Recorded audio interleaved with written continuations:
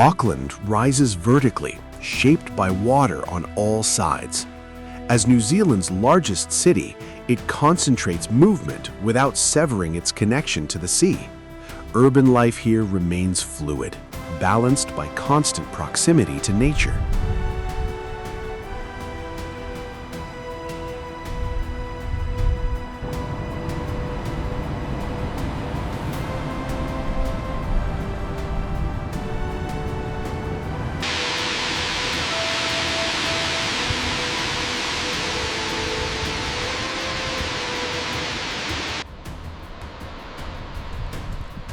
Shaped by erosion and time, where cliffs fall directly into the sea. This compression of scale defines the region, creating spaces that feel both massive and enclosed.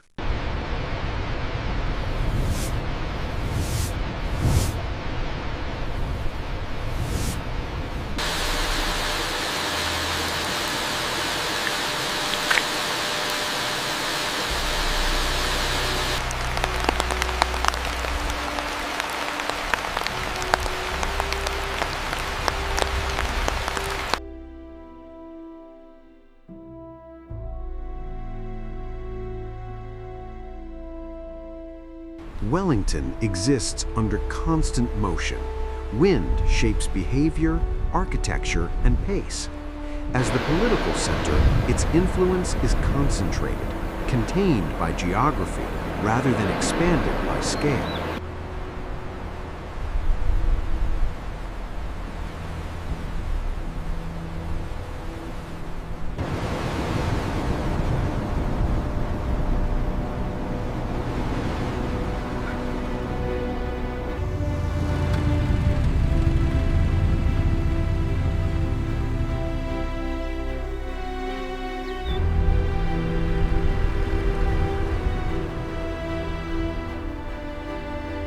New Zealand's towns exist at the edge of vastness.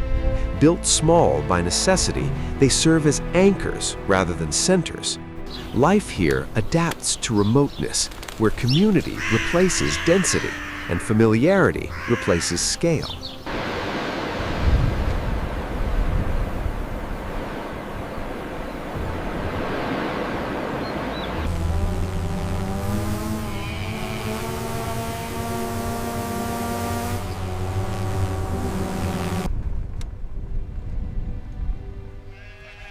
The coast is a boundary, not a destination. Wind and water dictate rhythm here, limiting permanence. These edges reveal how the country's geography resists control, reinforcing distance and exposure.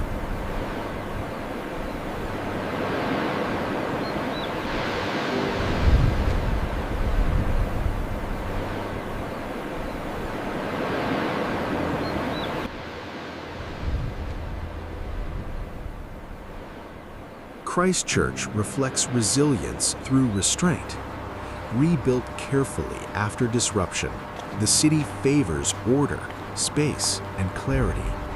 Growth here is deliberate, shaped by lessons learned rather than ambition.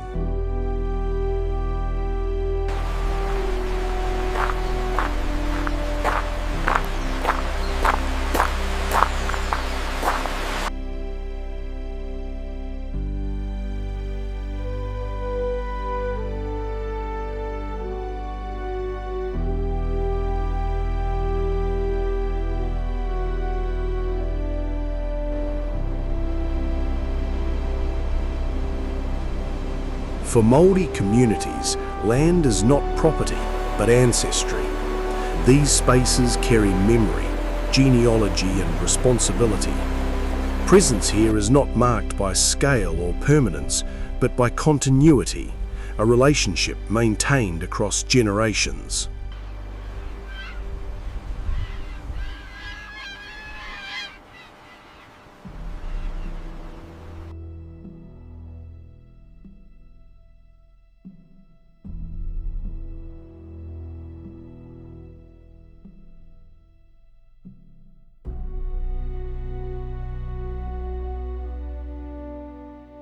Christchurch reflects resilience through restraint. Rebuilt carefully after disruption, the city favors order, space, and clarity. Growth here is deliberate, shaped by lessons learned rather than ambition.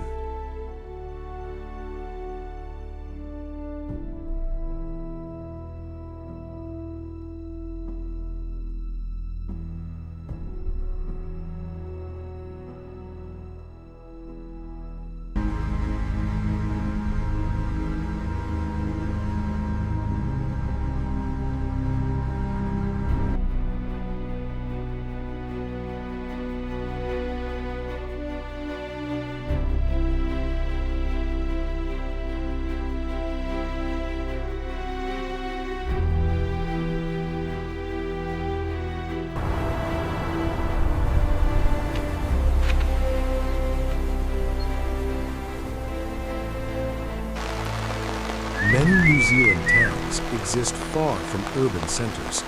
Distance shapes daily life, limiting growth while reinforcing self-reliance.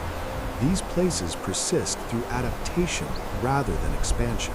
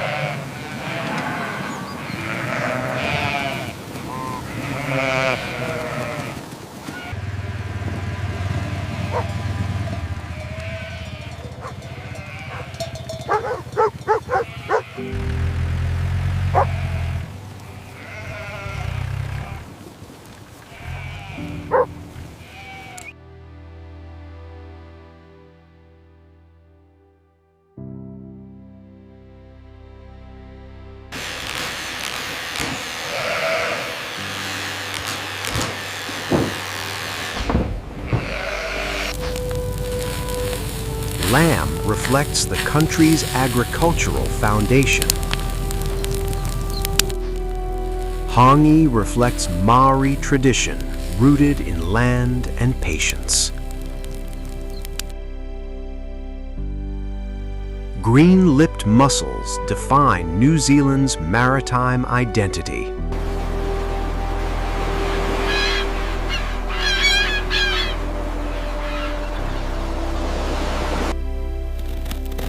Pavlova balances texture and restraint.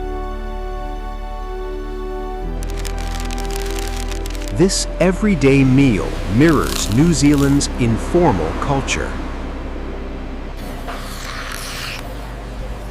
Coffee culture reflects urban rhythm.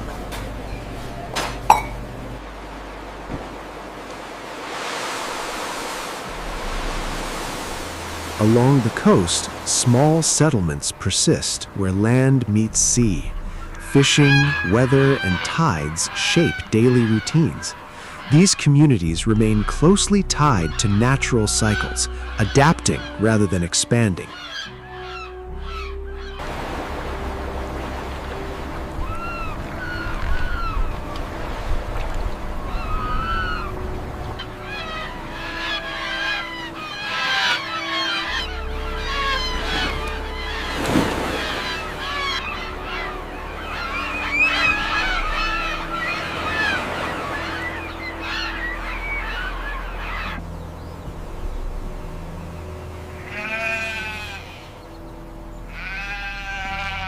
Infrastructure in New Zealand connects vast spaces rather than condensing them.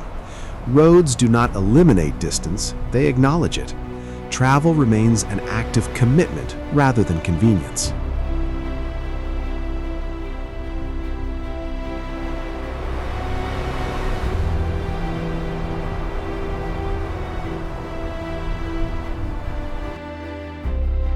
This is street food shaped by geography.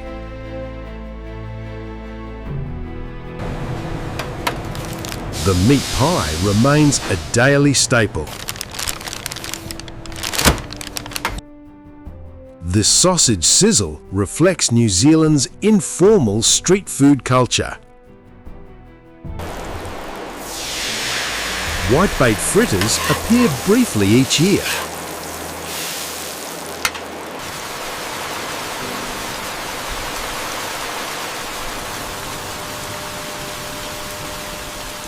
Weather governs the west coast. Rain shapes forest, movement, and habit. Here, climate is not background, it is structure, continuously influencing how life adapts to place.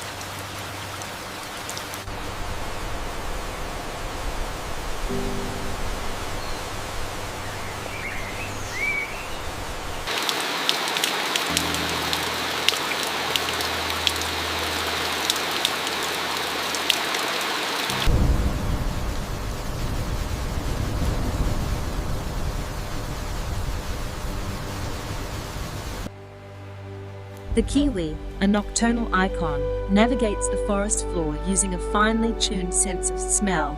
With a lineage stretching back over 200 million years, the tuatara is a living fossil, perfectly adapted to this rugged environment.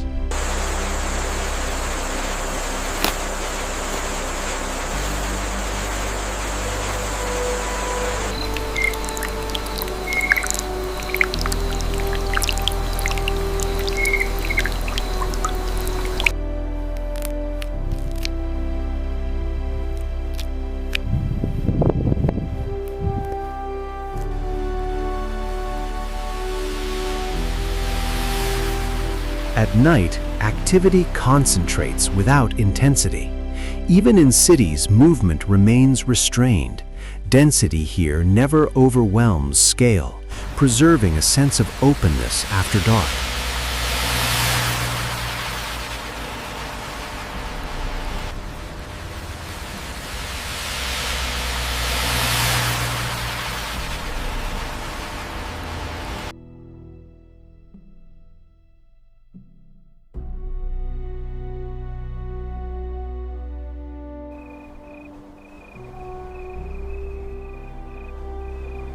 These pauses allow systems to reset.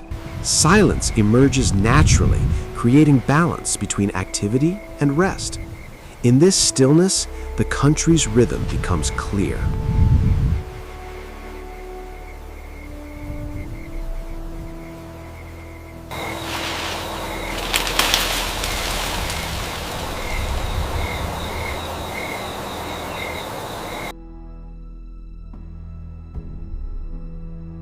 Faith in New Zealand often appears understated.